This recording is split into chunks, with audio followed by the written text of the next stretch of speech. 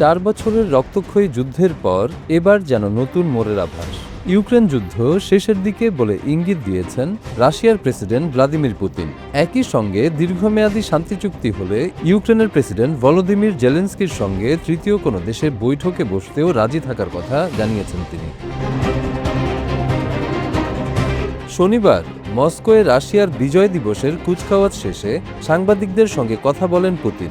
কয়েক ঘন্টা আগেই মস্কোর রেড স্কোয়ারে দেওয়া ভাষণে তিনি ইউক্রেনে যুদ্ধরত রুশ সেনাদের প্রশংসা করেন। ন্যাটো জোটকে আগ্রাসী শক্তি আখ্যা দিয়ে তিনি বলেন, রাশিয়া ন্যায়সঙ্গত কারণেই লড়ছে।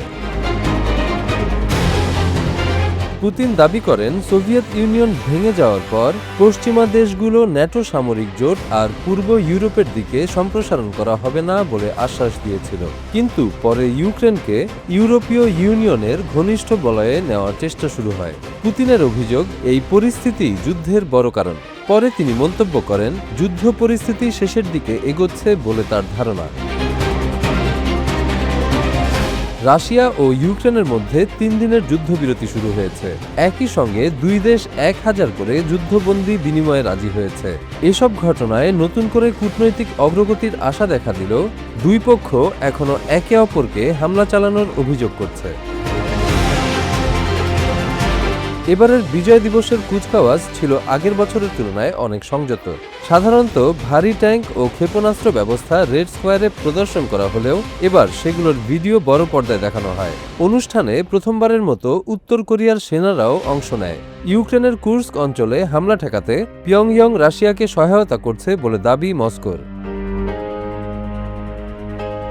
এদিকে যুক্তরাষ্ট্রের প্রেসিডেন্ট ডোনাল্ড ট্রাম্প শুক্রবার জানান, তার আহ্বানে রাশিয়া ও ইউক্রেন শনিবার থেকে সোমবার পর্যন্ত যুদ্ধবিরতিতে সম্মত হয়েছে।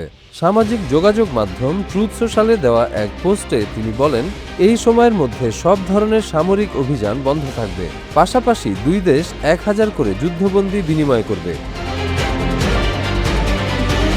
ট্রাম্প আরও বলেন, যুদ্ধ বন্ধের আলোচনা চলছে এবং প্রতিদিনই শান্তির সম্ভাবনা বাড়ছে। তার ভাষায়, হয়তো এটি দীর্ঘ ও ভয়াবহ যুদ্ধের শেষের শুরু।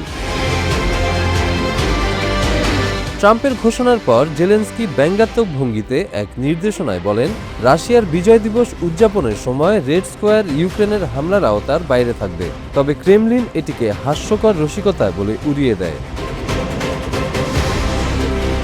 জেলেনস্কি আগেও পুতিনকে সরাসরি আলোচনার প্রস্তাব দিয়েছিলেন, তবে মস্কোতে যাওয়ার প্রস্তাব প্রত্যাখ্যান করেছিলেন তিনি। এবার পুতিন জানিয়েছেন, তৃতীয় কোনো দেশে বৈঠক সম্ভব, তবে সেটি হতে হবে পূর্ণাঙ্গ শান্তি চুক্তি চূড়ান্ত হওয়ার পর। 4 বছরের বেশি সময় ধরে চলা এই যুদ্ধে লাখো মানুষ নিহত হয়েছেন। ইউক্রেনের বিস্তীর্ণ অঞ্চল ধ্বংসস্তূপে পরিণত হয়েছে। একই সঙ্গে চাপে পড়েছে রাশিয়ার অর্থনীতিও। তবু এখনও ইউক্রেনের পুরো ডনবাস অঞ্চল দখল করতে পারেনি মস্কো। ইউরোপীয় কাউন্সিলর প্রেসিডেন্ট আন্তোনিও কস্তা সম্প্রতি ইউরোপ ও রাশিয়ার মধ্যে ভবিষ্যৎ নিরাপত্তা কাঠামো নিয়ে আলোচনার সম্ভাবনার কথা বলেছেন। পুতিন এ প্রসঙ্গে জার্মানির সাবেক চ্যান্সেলর গেরহার্ড শ্রোয়েডারের নাম উল্লেখ করে বলেন, তার সঙ্গে আলোচনা করতেই তিনি বেশি স্বাচ্ছন্দ্য বোধ করবেন।